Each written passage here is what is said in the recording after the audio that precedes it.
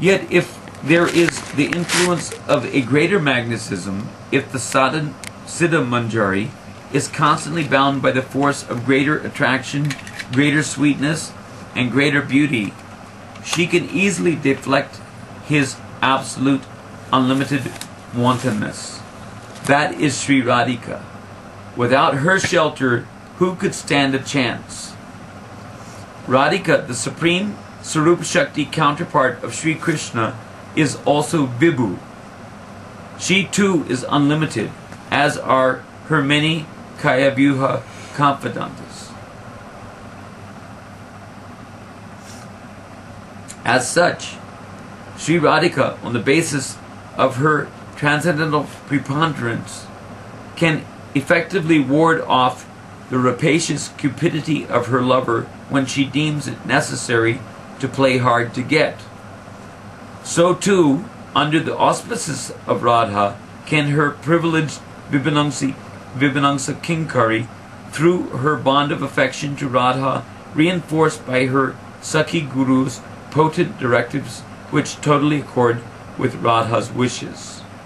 On the strength of Radha's prevailing influence and her rigid disinclination to breach Radha's trust, the Manjari boast the requisite authority and prerogative to say no to Krishna.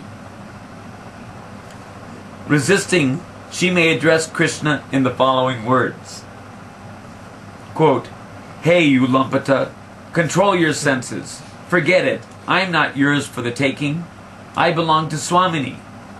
I'm just her insignificant messenger. Merciless boy, be kind to me. Let go of the edge of my sari. Look, the sun is setting. I have to go to evening artik now." It is not your fault that you cannot understand my friend's message and you slight her valuable gift.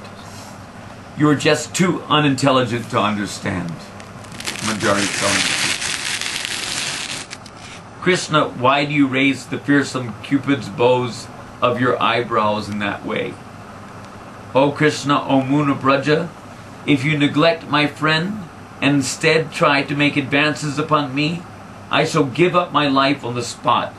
End quote.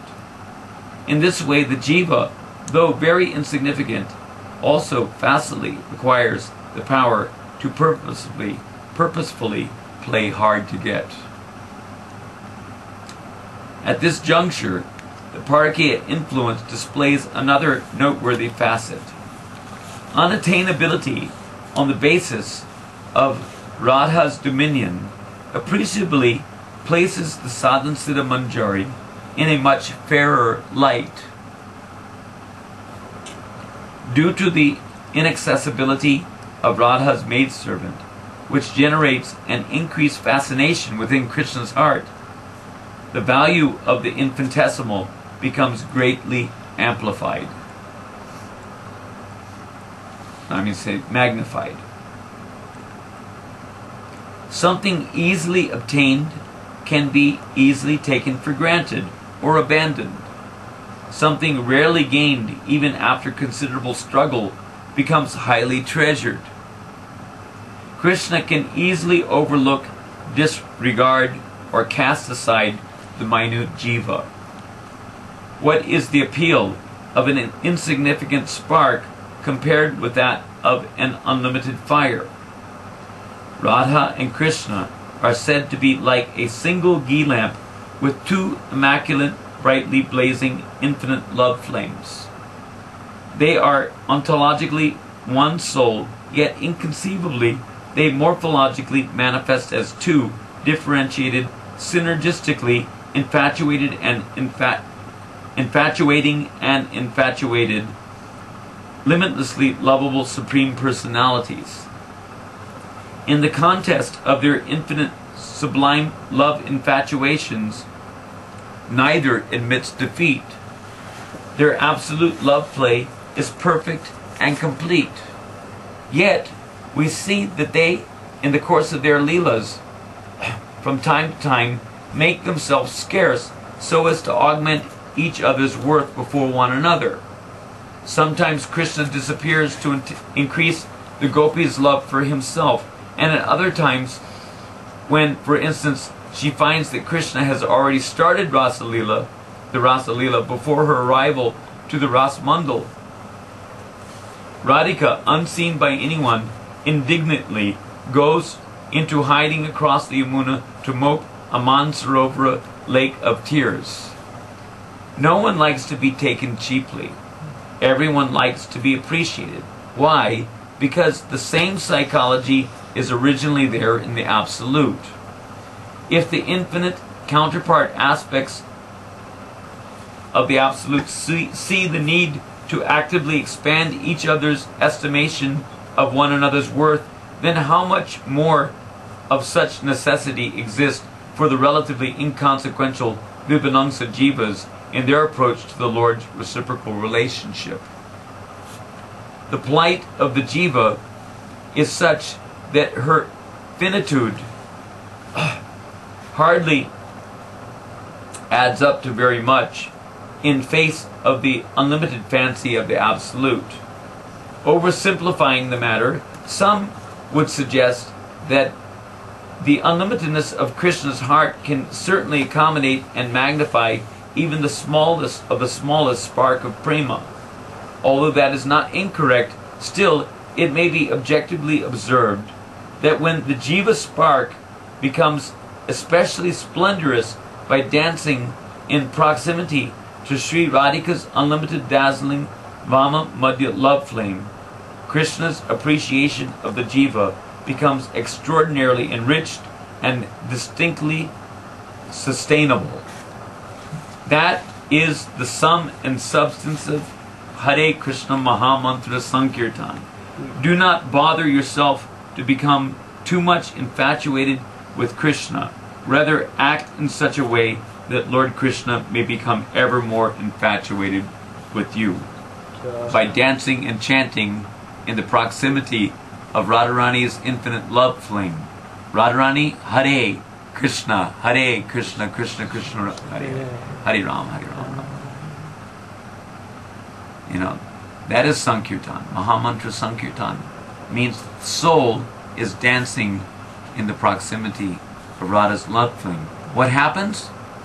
You see, it's described how the spirit spark has fallen away from the fire, you know, and sometimes lands on dry grass, sometimes on wet grass, or sometimes in water and is completely extinguished, compared to Sattva-gun, Rajagun, and Tamo-gun, you know, like that, when he falls into this material.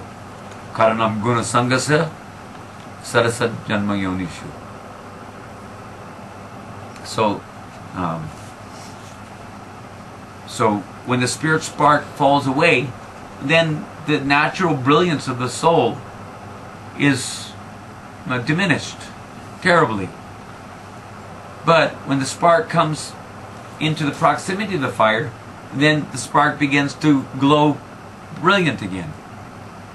So if you have a fire, a big fire, that looks very nice, like if you're sitting around the fireplace.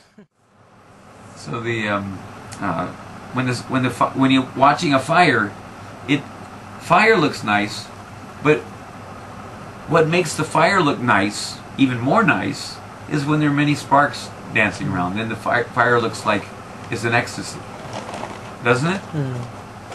If there's no fire, then okay, it's nice. But if there's some sparks, you know, dancing around on the top of the fire, then the fire looks very, let's say, extraordinarily beautified by the sparks. Sparks are insignificant. In of themselves, the sparks have practically no power. But when dancing in proximity of the fire, they serve to beautify the fire, right? Similarly, the fire itself is beautifying the spark, because without the fire, without the proximity of the fire, or without being in the fire's proximity, the spark, you know, wouldn't have its natural resilience, or radiance, I mean to say. You know, so therefore, Sankirtan means to dance in the proximity of Radha's love flame. Radha's love flame is also represented in Chaitanya Mahaprabhu in his performance of Sankirtan. So dancing in the Sankirtan of Chaitanya Mahaprabhu, just like at the Keturi festival, Narottam Das Thakur's chanting was so powerful and pure that the whole Panchatattva, including Lord Chaitanya, came to dance in their midst. And in fact, anyone who's chanting Shuddhanam, can elicit the presence of Lord Chaitanya and Lord Nityananda, at least in the form of their holy names. So therefore, the presence of Harinam and Harenam, Haranam, Madhanam, means that by many devotees dancing and chanting in proximity of the holy name, the performance of, or the holy name becomes glorified, right?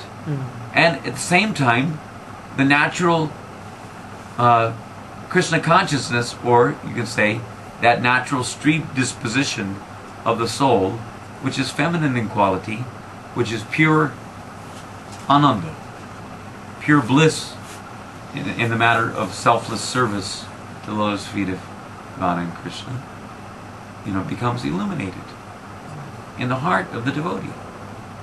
That street disposition becomes illuminated. In other words, enlightened. The spark, by associating in the Sankirtan performance, chanting Mahamantra Sankirtan, that becomes enlightened and becomes scientifically acquainted with his own natural street disposition as a minute, let's say, eternally separated aspect of that counterpart feminine,